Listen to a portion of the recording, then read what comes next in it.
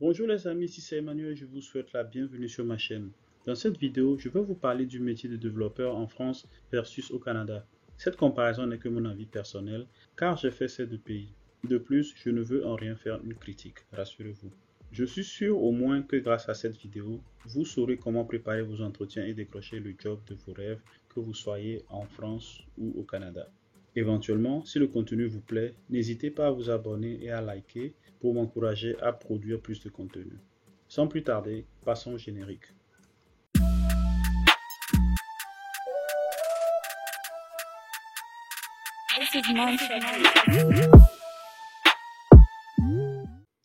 Dans un premier temps, nous allons parler des études et formations.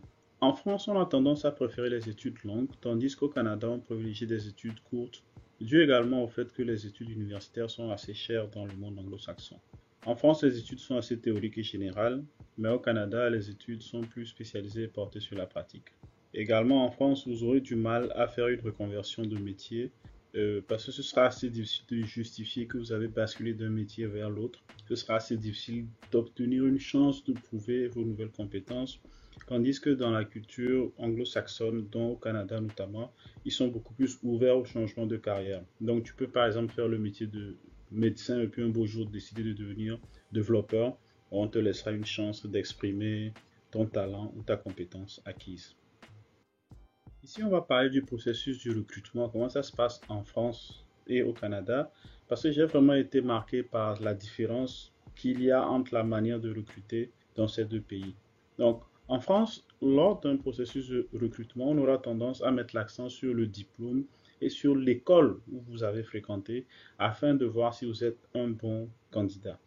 Au Canada, par contre, vous mettrez l'accent sur votre expérience. Généralement, lors des discussions, les gens auront tendance à te demander c'est quoi l'expérience que tu as eue et quelles sont les compétences que tu as développées au fil du temps.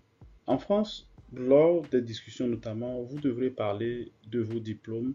Et comme je disais tout à l'heure, c'est que vous devrez mettre plus ou moins en avant l'école d'où vous venez, les types de résultats scolaires que vous avez eus et les quelques exemples de pratiques que vous avez eu à faire. Mais c'est pas réellement important parce qu'en France, on privilégie plus les études que tu as faites parce qu'on estime que sortant d'une bonne école, tu es assez intelligent et forcément tu pourras réaliser des tâches énormes. Par contre, au Canada, vous aurez à parler moins de vos diplômes, mais vous devrez mettre en avant les expériences et les succès que vous avez rencontrés, comme je disais plus haut. Mais un peu plus loin, c'est que ils s'intéresseront beaucoup plus à qui vous êtes, à votre personnalité, afin de voir si vous êtes un bon match pour l'équipe dans laquelle on veut vous recruter.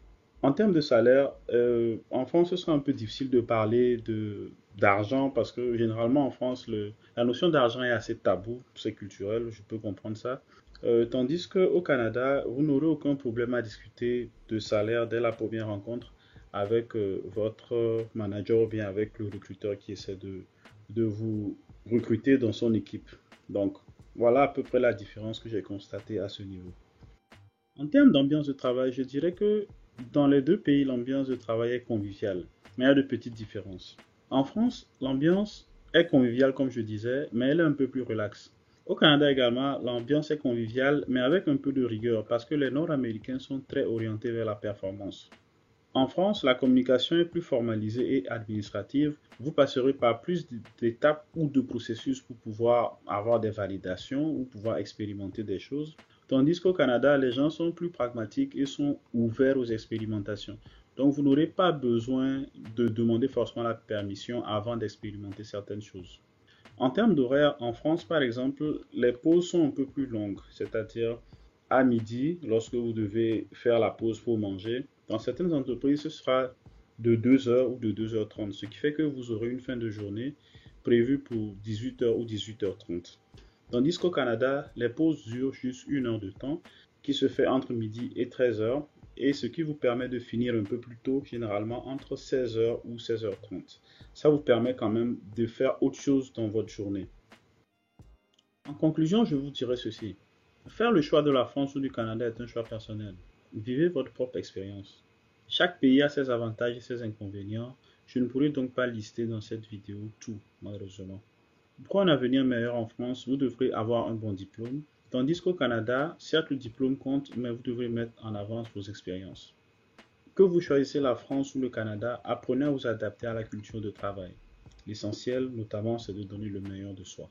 Merci de me laisser un commentaire et de me donner votre avis sur le sujet. Dans quel pays souhaiteriez-vous faire votre carrière si vous avez l'occasion d'immigrer?